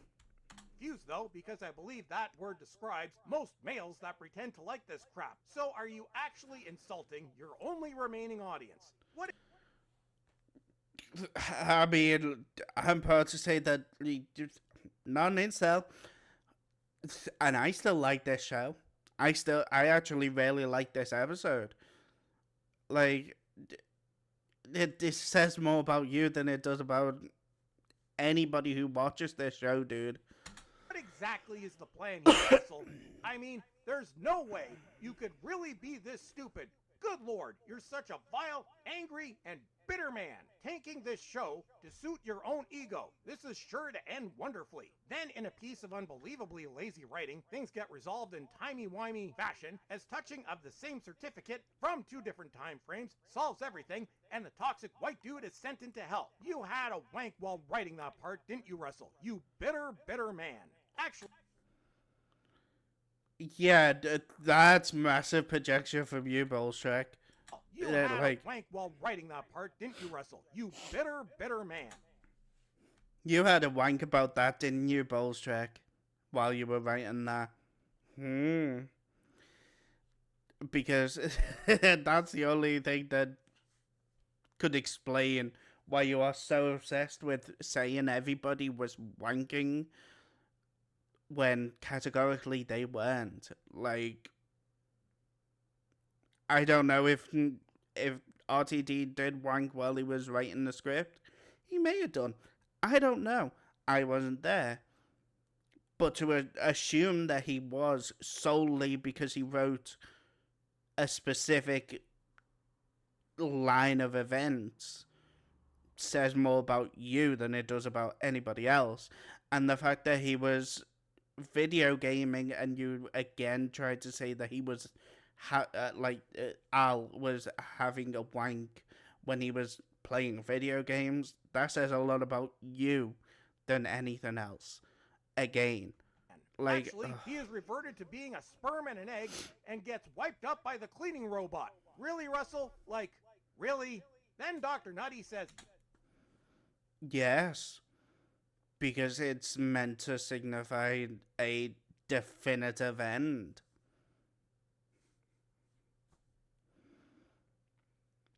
Like, he's a human.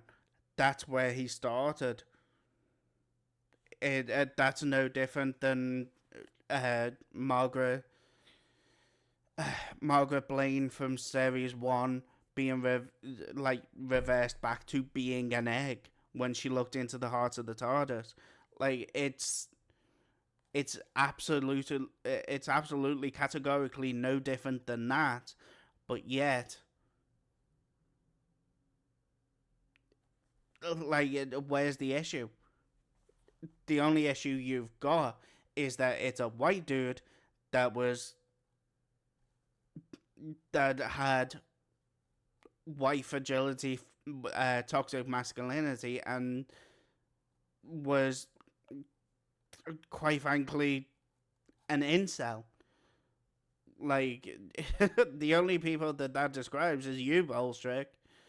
Like, are you mad because what you are is the villain? Because that's kind of the truth.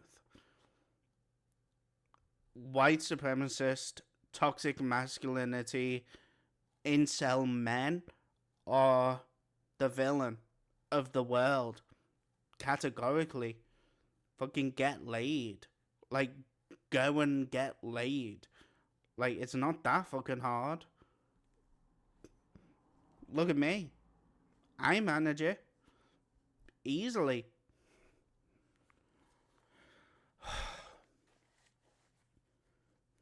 Yes, Carry on. Queen to diversity hire number 6. Then Dr. Nutty rejoices. Dr. Nutty says, yes, Queen to diversity hire number 6. Then... Yes, because this doctor is camp. It's a joke. Everything's over and done with, so he wants to give a little bit of levity to the situation. It's over and done with, so he's trying to make everybody around him more comfortable and a lot more upbeat now that everything is over and done with. Dr. Nutty rejoices as they give him back his Bang Palace, and then he does a little dance, seemingly forgetting that he just got all those people, including his bestest friend ever, killed. Then the Tate bots celebrate diversity hire number 6 because she's so awesome and not a white dude. Then diversity hire number 6 is under... No, they... the planet is still called Miss Belinda Chandra 1. Like, that is not changing.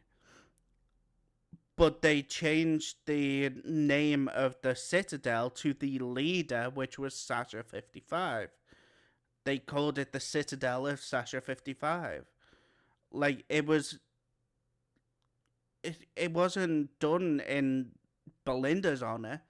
It was done in Sasha 55's honor, which, going by your logic, was like diversity hire number 8 or something.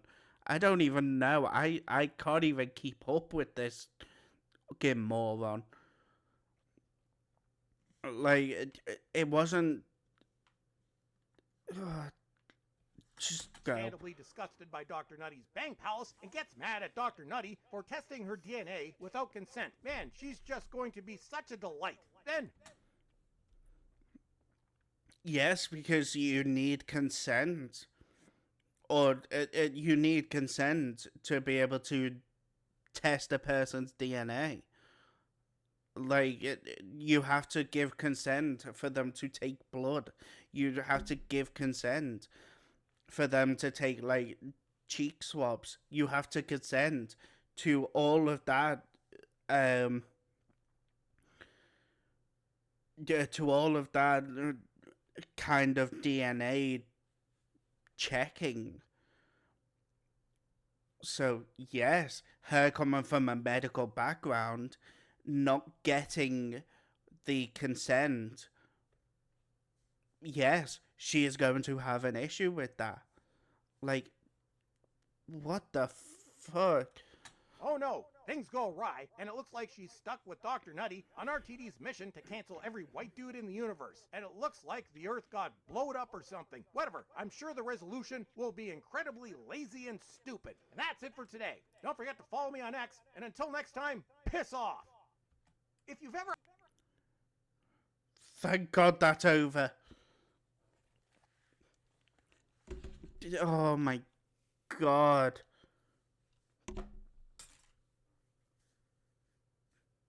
Oh my God, my head is pounding. Oh, first of all, uh, uh, like that was just a video of pure projection from him. I can't believe it. It's been almost 2.5 hours. This video has just been pure projection from him. Um, this video has been nothing but projection about his insecurities, about his I don't even know how to say it anymore. My head is fried. Like, ugh. I'm going to have to end this video here. Um, I don't really know what else to say except it if you listen to this Bowlestrek and you genuinely agree with him and you look to him for all of your media analysis, then you need to start growing up and getting a brain of your own and going out and thinking for yourself for the first time ever, because genuinely this guy is unhinged. I come from a psychology background. I would not hesitate in diagnosing this man with some form of clear mental illness. I'm not going to go into which one it is because at the end of the day, doesn't matter. He has some form of mental illness deriving from the Gamergate radicalization MAGA pipeline, and he is projecting all of it onto Doctor Who, and it is clear that all of it is purely his own insecurities, and he needs to seek therapy. He genuinely needs to go and speak to somebody that is not just basically going to be a yes man. He doesn't need to go on to Nerdrotic or Heels versus Babyface or the Null Zone, whatever else there is. He needs to go and speak to an independent,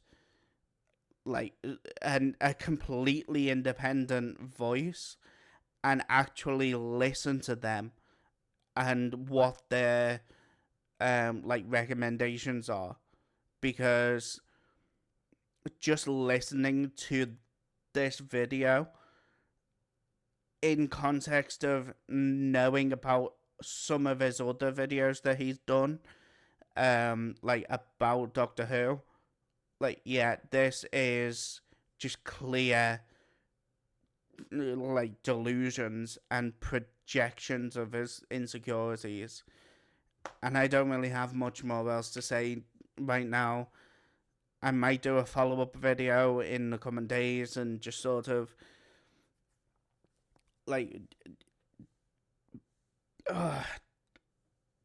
basically just I don't even know. My head is screwed up. My head is fried. I am tired. I'm just going to end this video here.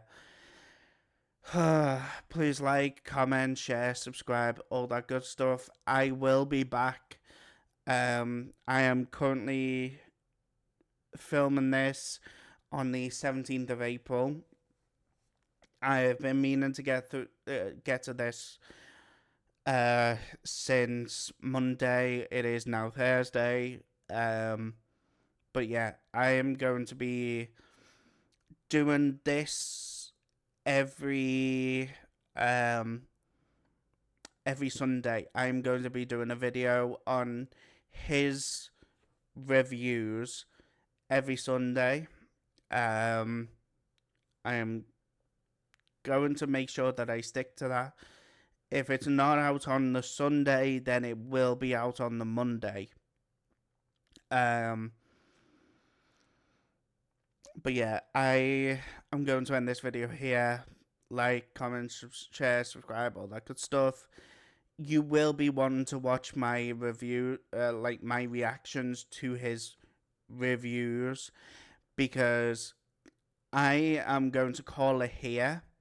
He is going to continue, he is going to continue to imply that Shooty being a queer man is going to continue to imply that he is some form of sexual deviant, and RTD as a result is also a sexual deviant. And he is also going to be a lot more vocal about anybody who happens to come on screen who is not white and isn't a perfect example of whiteness. He is going to, if a white person turns up on screen, he is going to immediately characterize those as like perpetuating white male oppression, when it categorically isn't. It's just pointing up a mirror at those who have an issue with minorities being on the screen. But yeah, I'm gonna just finish this here. I am going to bed. I am not waking up for another 24 hours. I am staying asleep. So if you leave any comments, I probably won't get back to you until like the second episode. Like until I react to the second episode review.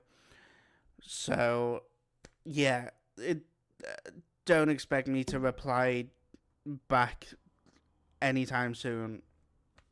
But yeah, like, comment, share, subscribe, all that good stuff. I've been Gamer Jamie 111, and I will see you guys in the next video. Bye.